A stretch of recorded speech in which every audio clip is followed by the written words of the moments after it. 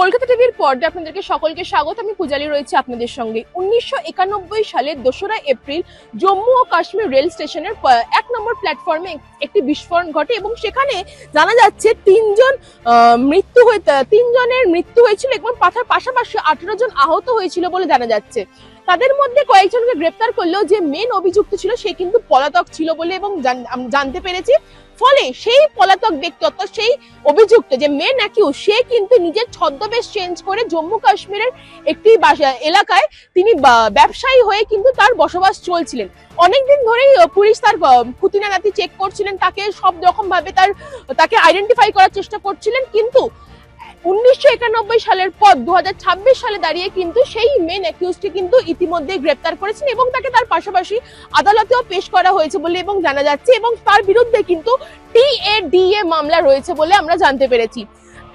তার পরবর্তী ক্ষেত্রে পুলিশের দাবি অনন্তনগরের বীজবহারের এলাকার বাসিন্দা আলতাফ এদিন পরিচয় গোপন করে ব্যবসায়ীর ছদ্মবেশ দক্ষিণ অনুসন্ধান কাশ্মীরে কিন্তু তিনি এক ব্যবসায়ী হিসেবে সেজে ছিলেন এবং সেখানে কিন্তু সে ব্যবসা করছিলেন বলে আমরা জানতে পেরেছি। অর্থাৎ 1991 সালে যে বিস্ফোরণ ঘটে তারপরে কিন্তু 2026 অনেকটা লম্বা সময় পেরিয়ে যাওয়ার পর পুলিশ কিন্তু তাদের কাজ অর্থাৎ পুলিশ যেই কর্মরত তাদেরকে যে আইডেন্টিফাই করে তাকে যে চিহ্নিত করা সেটা কিন্তু পুলিশের পক্ষ থেকে সফল হয়েছে বলে এবং আমরা জানতে পেরেছি।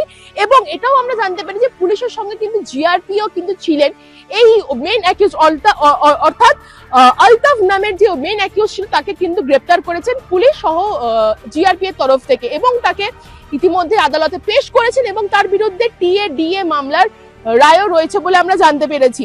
পরবর্তী ক্ষেত্রে যেটা হয়েছে 32 বছর পর বিচারের পথে বড় অগ্রগতি, যেটা সব থেকে গুরুত্বপূর্ণ, এত বছর পেরিয়ে যাওয়ার পরেও যে তাকে গ্রেপ্তার করা হয়েছে এবং পুলিশ সেই 1991 সালের কেসটা নিয়ে এতদিন ধরে পড়েছিলেন এবং তাকে সব রকম ভাবে আইডেন্টিফাই করার চিহ্নিত করছিলেন, সেটা কিন্তু একটা বড় আশ্বাস। অর্থাৎ পুলিশের ক্ষেত্রে কিন্তু একটা বড় হোপ, পুলিশের একটা বড় সাকসেস করেছে, যেখান থেকে এই 1991 সালের 2রা এপ্রিল যে ঘটনাটা ঘটে তার পরবর্তী ক্ষেত্রে 2026-এ গিয়ে সেই মেন অ্যাকিউজকে কিন্তু গ্রেপ্তার করেছেন পুলিশ।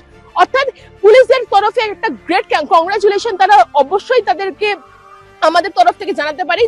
যেই বিস্ফোরণ ঘটেছিল জম্মু কাশ্মীরের 1991 সালে, সেই বিস্ফোরণ কাণ্ডের যে মেন অ্যাকিউজ ছিল আলতাফ, তাকে কিন্তু ইতিমধ্যে পুলিশ গ্রেপ্তার করেছেন এবং তার বিরুদ্ধে কিন্তু একাধিক মামলা রয়েছে বলে আমরা জানতে পেরেছি।